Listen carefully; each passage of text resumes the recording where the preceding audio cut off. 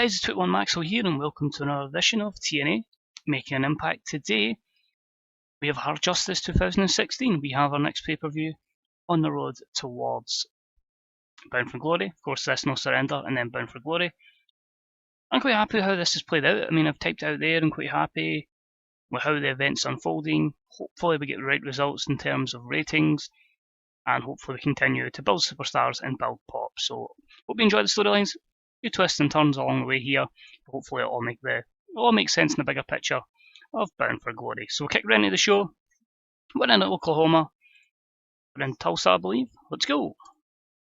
So the Tulsa Convention Center, a host of 7,111 people. We start the show with the usual hype packages for pay-per-views. It hypes up the battle we're about to see for the TNA World Heavyweight Championship between Stu Barrett and challenger Drew Galloway. We also document the feud between Fergal, Devitt and Adam Cole as they collide tonight. We have some minor pyro before we head to Mike Tenay and Lenny Leonard. Mike Tenay says, "Hello everyone and welcome to TNA Hard Justice. Tonight we see many a rivalry come to a head. Bitter rivals do battle for pride, honour and championships."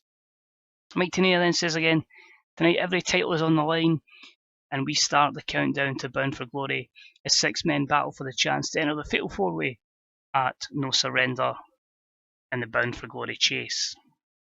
Lenny Leonard says, "We also have breaking news that unfortunately Rey Mysterio has been suspended for 30 days, so EC3 has to search high and low for a new tag team partner for tonight's match against Tyrus and MVP." Mike Tenay says, "All this and much more. It's time for Hard Justice." So D47 there announces an OK rating as we start tonight's show. In our opening contest, and about had some subpar wrestling and little heat. Kenny Omega defeated Phoenix in 9:48 by pinfall with Cross Wrath. Kenny Omega makes defense number 2 of the X Division Championship.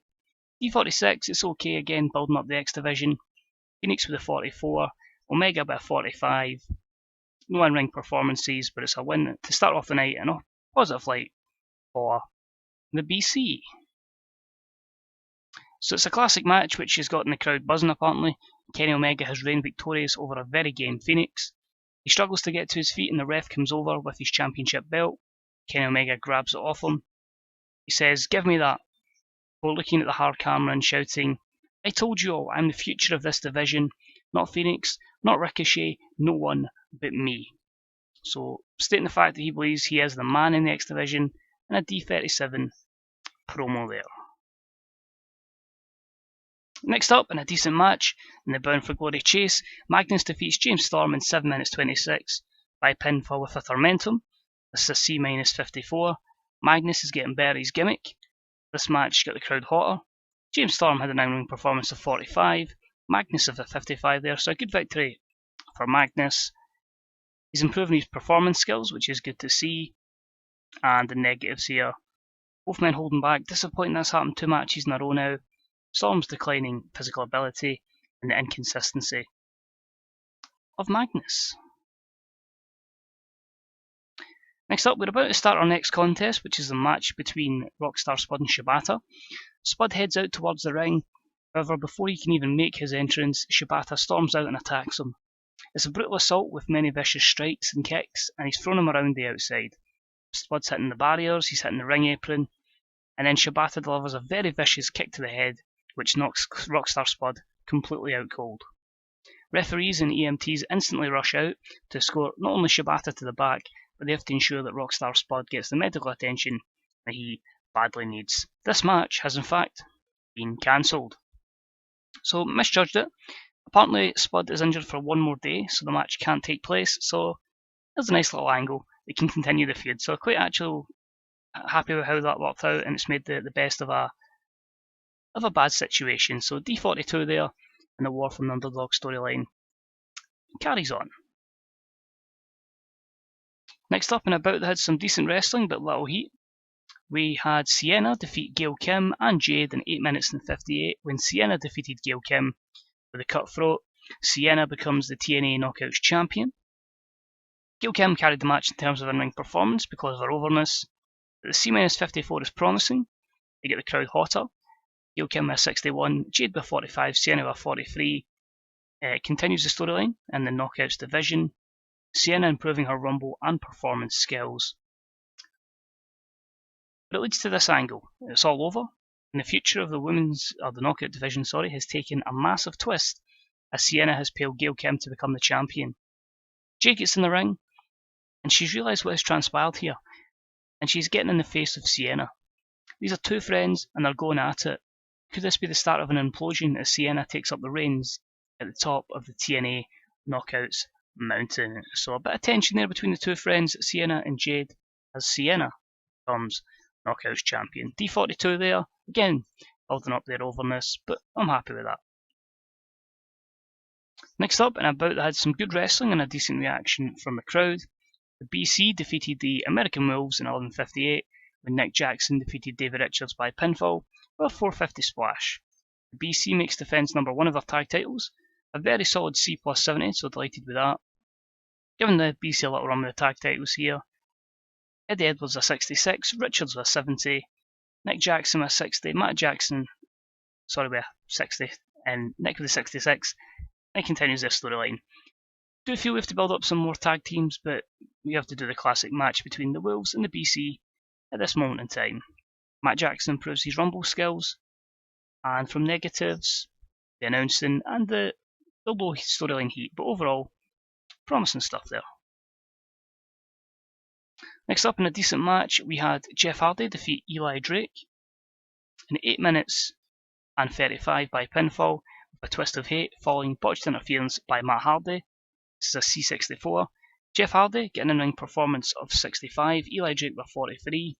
It continues the feud between Matt and Jeff Hardy because Jeff Hardy has advanced into the final, or the fatal 4-way of the Bound for Glory chase, which leaves all the pressure on Matt Hardy should he want to face Jeff Hardy at one point. So pretty decent C64. Eli Drake's been carried to a fairly respectable rating by Jeff, and yeah, pretty happy with that. No scuttle improvements there. The dirt sheet just has the low experience, so that's cool. We then have Matt Hardy's botched interference has cost Eli Drake his opportunity at the TNA World Heavyweight Championship. Matt looks furious on the ramp as he's gifted Jeff the victory. Jeff celebrates while Matt has to reluctantly head to the back as he knows his match with Bobby Lashley later has now added importance. So C63, Matt Hardy must win if he is going to get this opportunity to face Jeff Hardy. Next up, we've got the 50% owner of TNA, Carly, and she's come out to the ring. She's got the new TNA National Championship, and that is what is on the line as Mike Bennett and Jay Lethal do battle next. So an E+30 there. And a decent bout. Did good wrestling, but it didn't have much heat. But Jay Lethal defeated Mike Bennett in 10 minutes and 40 by countout. Jay Lethal wins the match and the title in a C60. Jay Lethal getting better his gimmick. 58 performance for him, 51 for Mike Bennett. Mike Bennett improving Rumble skills. And decent there, negatives morale, but overall pretty decent. Both men are struggling to get back in and meet the count, but it's Lethal who makes the 10 count. Stu Bennett and Mike Bennett has been counted out. Lethal wins the match, but does he win the championship? We then have Carly enter the ring while Bennett is furious, saying that the match should be restarted. Carly says, given the fact that we had no prior champion, I can confirm that due to this count-out victory, we will officially award the TNA National Championship to Jay Lethal. Mike Bennett says, what the hell are you doing? Screaming in Carly's face. And Carly just says, shut the hell up, Mike, or I will fire you on the spot. Bennett then has to reluctantly shut up and head to the back, while Lethal celebrates with the fans. So a good D-40 there, again improving Carly. It puts the title on Jay Lethal, and it gives us a good storyline going forward for Mike Bennett. But then backstage in the BC's locker room, and Adam Cole says, so guys, it's time for the big question. You've all went out there and done your job. You've retained your titles, but now it's time for me to step up. And I want to know if my brother's got my back. Kenny Omega says, listen dude, we've all had a great night. We love you. We love Fergal. You're both brothers to us. So tonight we're giving it a pass. You're on your own. Let the best man win. And after you do, you know where we'll be. In the hotel lobby with some beers. Good luck, dude. So the BC is walking out. They will not be interfering in the match tonight. And that is a C-56. So how will Adam Cole react to this? It remains to be seen. Then have JB, who is with broken Matt Hardy. JB asks him, Matt, we're just moments away from your match with Bobby Lashley. How are you feeling? Matt Hardy says, how am I feeling, Jeremiah? I am feeling the elite pressure. Brother Nero has somehow advanced to the final, and in order for me to make sure he is gone, I must defeat Brother Bobby. GB says, what is the importance of this match to you? The importance of this match is like no other. I have a goal to delete Brother Nero. In this match, this victory is mandatory in order for me to get to him. I must win. I will win. This will be over. So C+66, very good rating for Matt Hardy there. Good promo from him. Continues their storyline and he improvised very well. So big pressure for him going forward. Again on the soft drugs.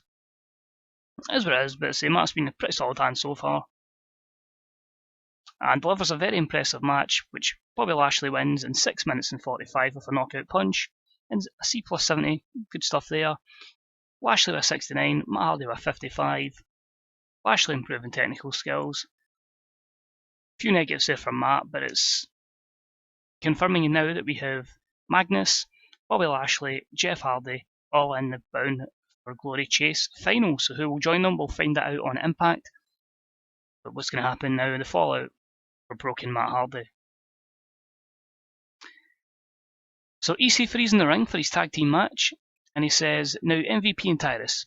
It's unfortunate that Rey Mysterio let me down, however, I was lucky to speak to another man who was itching to come back and prove a point in TNA.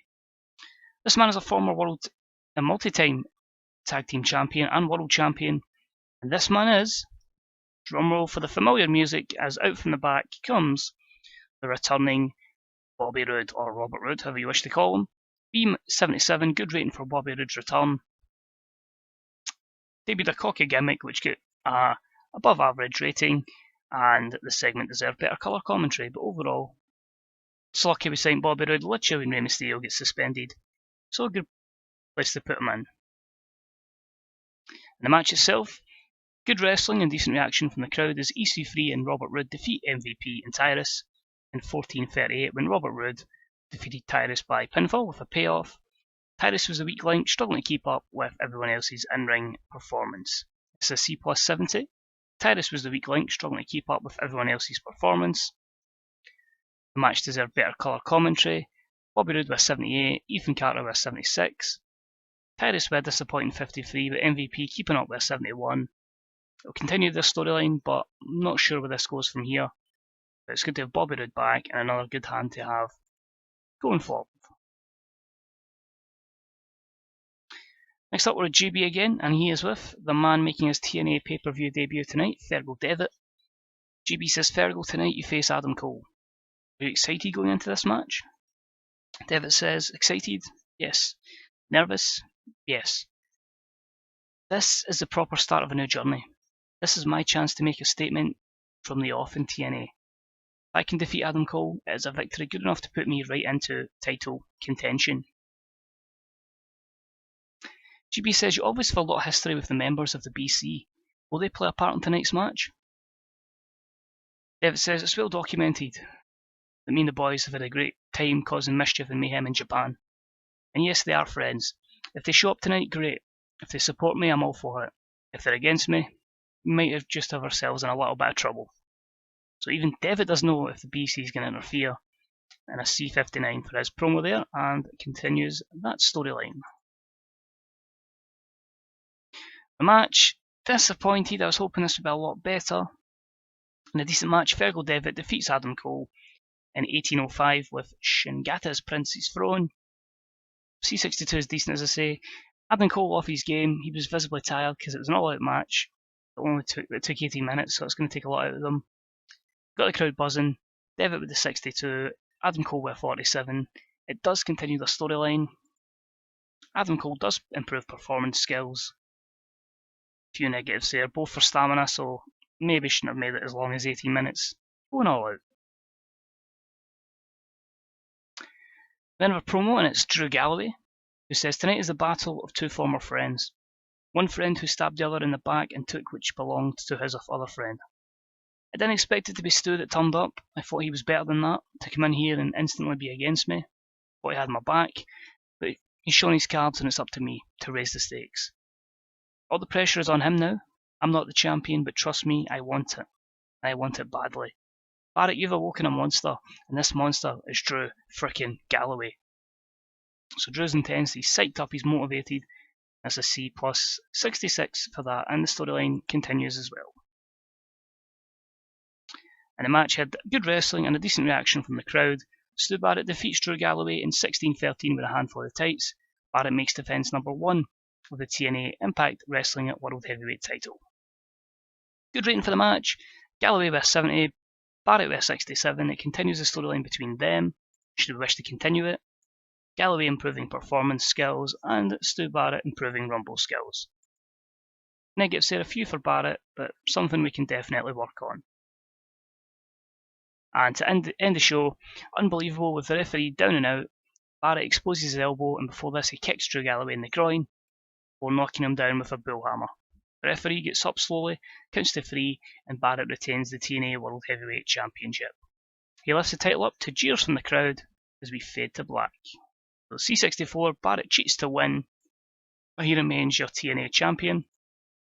And overall, B-72 increases their pop in 19 regions. Of course, pay-per-views available in one region in Central Europe for some reason, on top of all the places we have Impact. So positive show there, and we just keep on improving. I think straight off the bat, there's only two real wrestlers you can really say had a great time, which of course Galloway and Barrett delivering that 74, so both of them are pleased.